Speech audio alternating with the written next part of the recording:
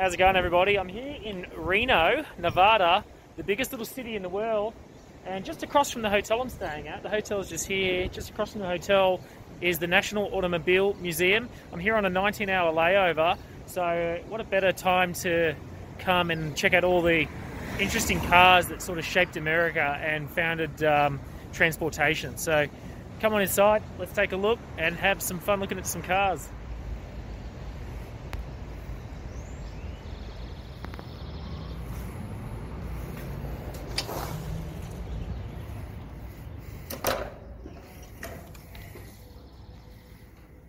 Look at that.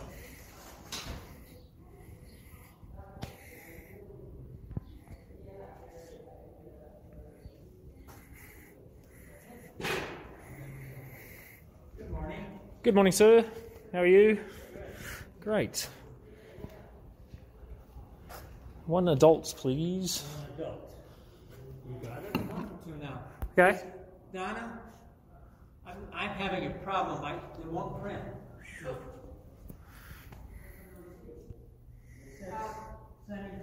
Well, let me write. Okay, so just paid $12 for entry fee. Pretty good, I believe. 225 classic vehicles here, dating back to the 1800s. A gentleman was saying about 180 of these are donated by, I think his name was Bill Harrah. He passed away about 30 years ago, but was well known around this area for owning 2 hotels. And was sort of like a casino magnate, I guess.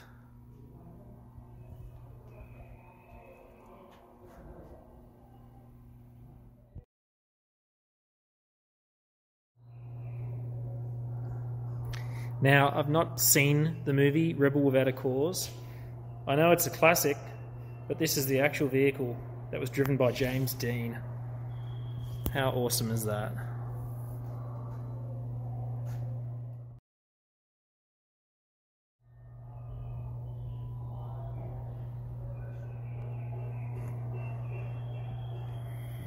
No seat belts. Check out the back. I mean, imagine how comfy. You probably can't see it, but that'd just be so comfortable to be in the back there. You know, as a little child or something, you could just fall asleep for hours. It'd be so cool. Beautiful car.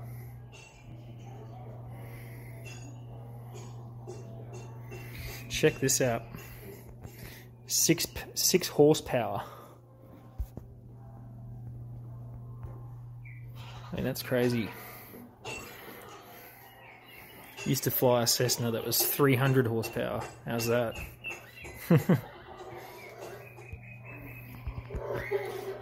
Check this out. That's what we call a well-developed cumulonimbus. The anvil. Wind going that way. Check out this steam-powered vehicle here from 1892. I thought that's where the person would sit, but in fact the person sits up here and the chauffeur sits in the back, who has to maintain the boiler pressure and oil and all that sort of stuff.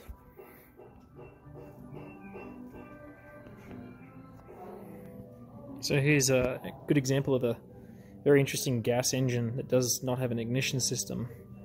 You can see here these 2 little burners, much like a gas turbine engine. Those basically are lit and stay lit to provide spark, or I guess a flame for the gas. Pretty cool. So this hill is Harrah.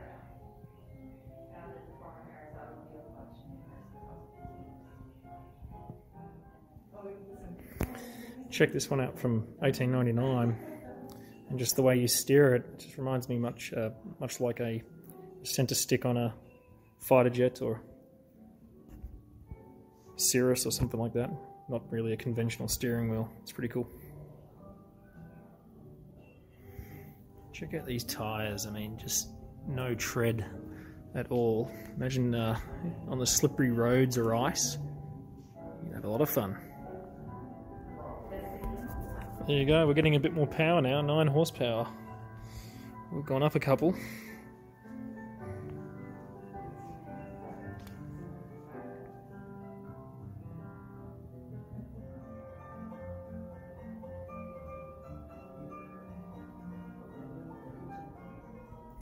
So here's a 1904 Renault racing car. Just interesting to note that this has tread, whereas these sort of street vehicles do not have any tread. Just kind of shows you that I guess they weren't going fast enough to need to have tread.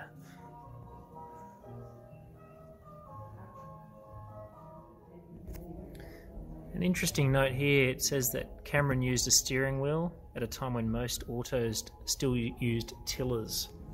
So I guess the correct name for the style we see over there is a tiller, and it's much like what we use in the flight deck of a airliner to give us a greater degree of steering on the ground. The captain has a tiller on his side which he can move to give about 80 degrees left or right of nose authority. Pretty cool. And this one obviously has a steering wheel.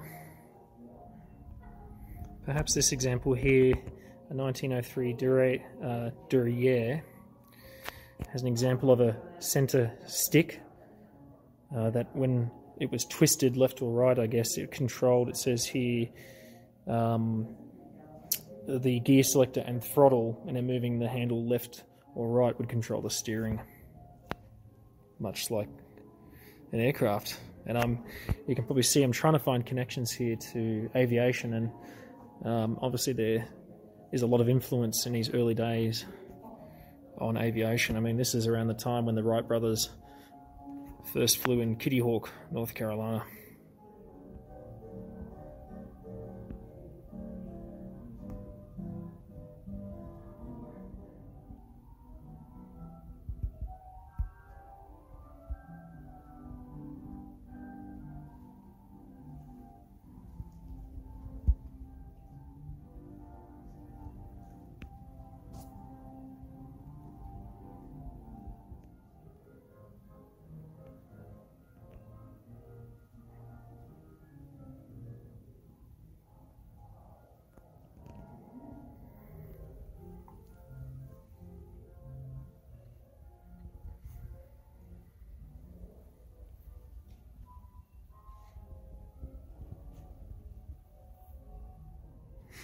Check out this horn. I just love the fact that the little ball's there and it travels down that line to then go at the horn. It's pretty cool. So that looks like perhaps the boiler that can sustain about 450 pounds per square inch, and there's the valves to adjust boiler pressure, I think. Pretty damn cool, huh?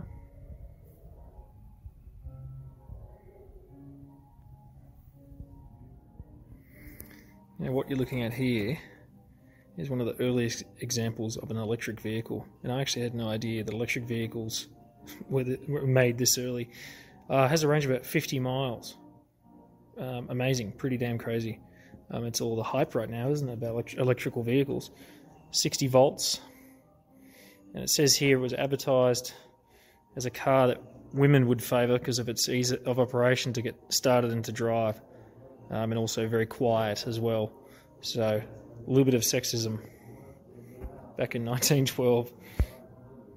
You couldn't say that today. So this vehicle here from 1913, only $2,000, right? 60 horsepower. You take one of those ones over there, you're getting barely as much horsepower, and it's only a little bit more pricey. So I think that's great value for your money right there. This thing's average speed was 67 miles an hour. My old Corolla I used to have from 2000 couldn't even do that without wobbling to death. So I don't know if you can see here, but just there is like a larger cog, and there's a small little cog at the back of that one. Steering, I guess, was achieved by rotating that cog, which would then in turn rotate this left wheel, transfer over to the other side to, of course, turn that one as well. This 1913 Cadillac was the first vehicle to introduce an electric starting system. This is a 1912 Rambler, and this exact vehicle was actually used in the movie Titanic and it appears in the dock scenes prior to the ship's departure from Southampton in England. So you know how in flying we talk about flying for endurance, which is staying in the air for as long as possible, or consuming fuel as slowly as you can so you can stay up. This vehicle here drove on 1 gallon of gasoline 83 miles.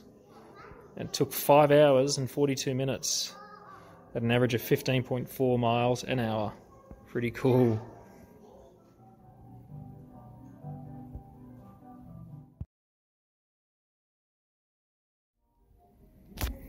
So this one, a little bit of a typo, 225 horsepower. I was thinking that can't be right. So someone's drawn a little decimal place.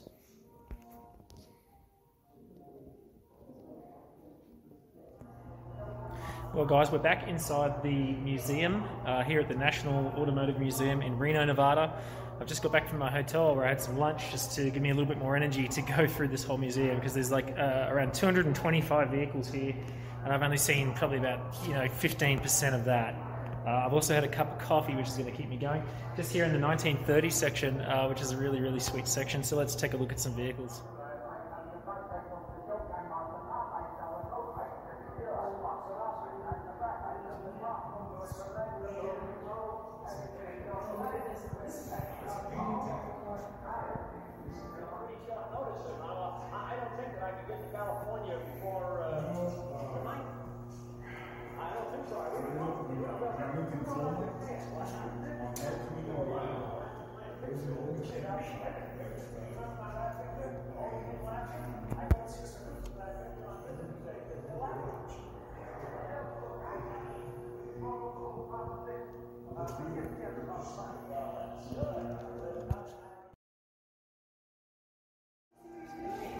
Check out the exhaust system on this. Freaking awesome.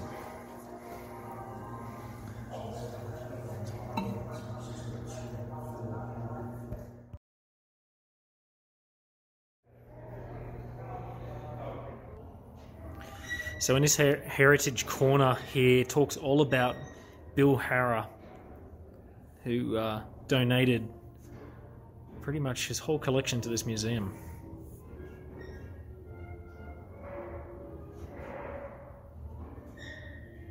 I mean, this museum is absolutely amazing.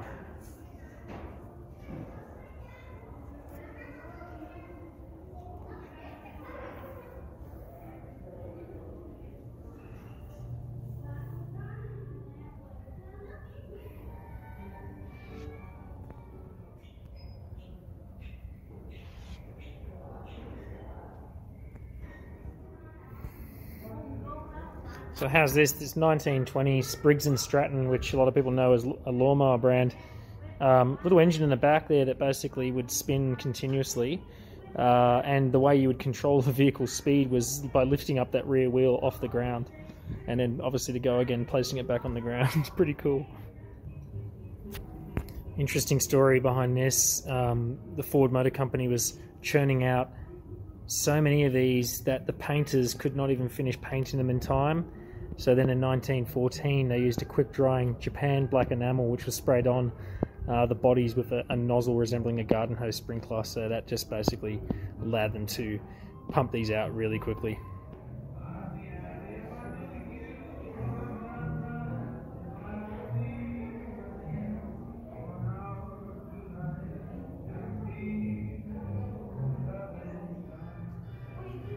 Just love the detail of some of these radiator caps. Now this has got to be probably the most expensive car in here. It's a Rolls Royce. Just stunning. Beautiful.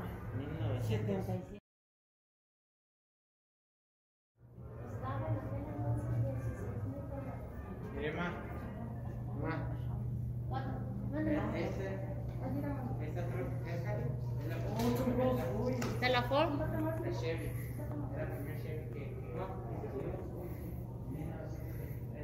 Price new at $16,000. It's the most expensive car I've seen so far, so I reckon it must be Most expensive in here. I mean, this thing is just outstanding. Level of detail on it.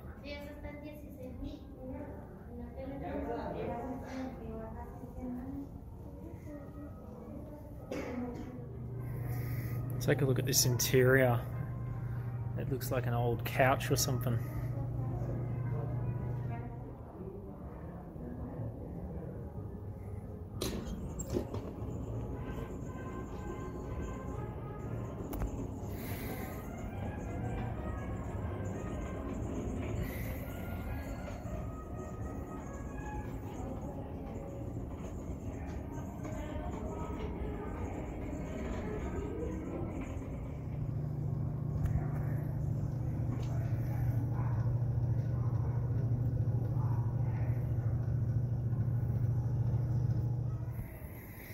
Take a look at the colour of this car. 1933. That is pretty cool. Definitely my colour.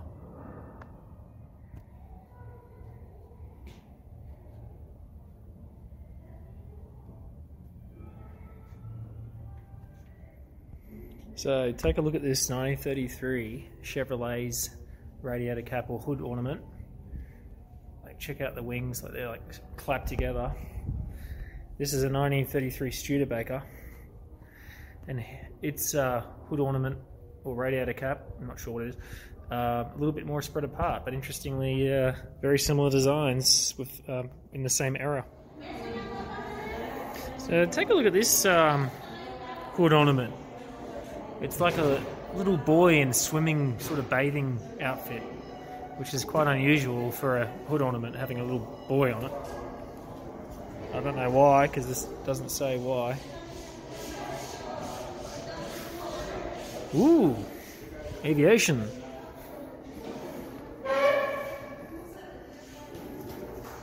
There you go. It's pretty cool.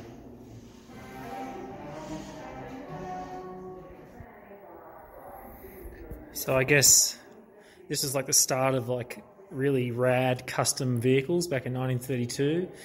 Ed Roth, Rat Fink, pretty cool. Finkmobile, look at this little thing. That's awesome. Little go-kart. Look at that. So sick. I mean, this is just like space age, isn't it? Check out this gold DeLorean. How beautiful.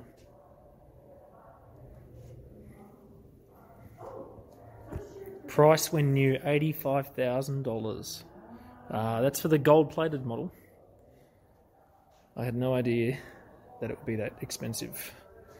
And that's in 1981. I mean, what would that be in today's money?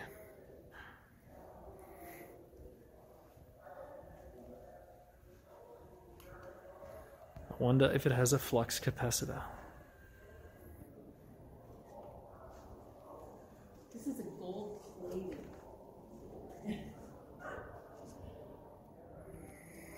Look what I found, 300 horsepower. That's what I used to fly, a Cessna 210. Same amount of horsepower, but in this big 62 Lincoln Continental. And I'm sure this Continental weighs a lot more than the Cessna 210.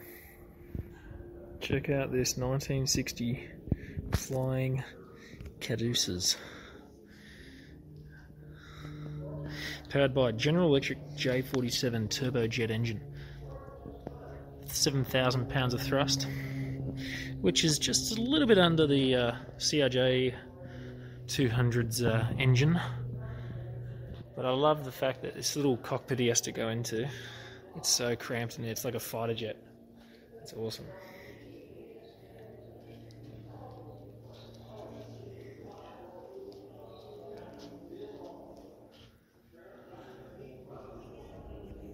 What do you reckon those are? They look like batteries to me. And what do you know? It's another electric vehicle. How cool. Model 46. One model set a record of 211 miles on a single charge. That must have been downhill with a tailwind. That's funny. Must have been a long hill. Hey, a 2008 Tesla? I had no idea Tesla actually created vehicles that early.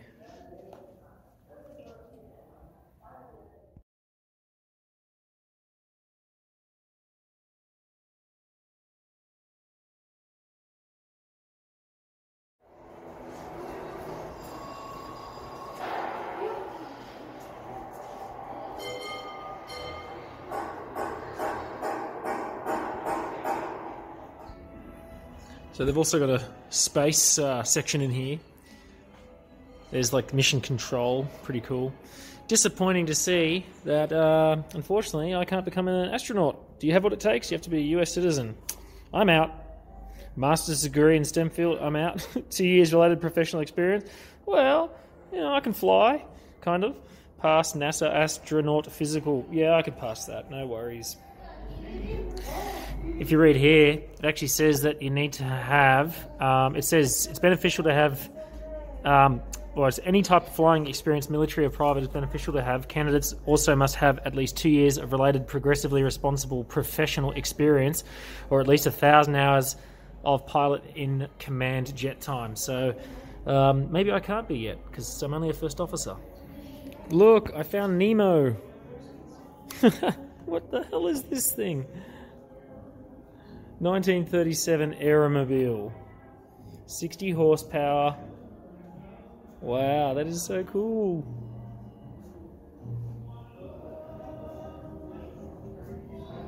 I mean, it looks like a beached whale. Check this thing out. Imagine rolling down the street in this. Friggin' the Batmobile. That is awesome. 1938 Phantom Corsair. Incorporating, obviously, Corsair aircraft manufacturer. Interesting. This thing's amazing. Experimental. Look at that. Just love it.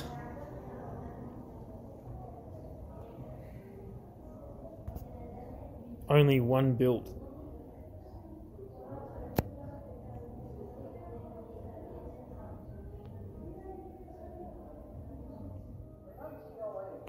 So this is the 1907 Thomas Flyer, which won the New York to Paris automobile race.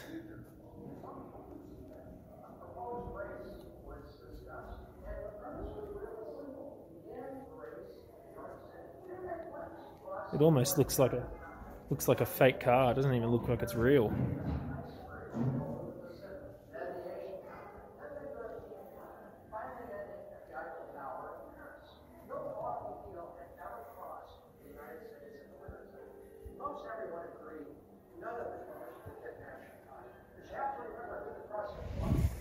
Well, I hope you enjoyed the video here of the National Automotive Museum here in Reno, Nevada.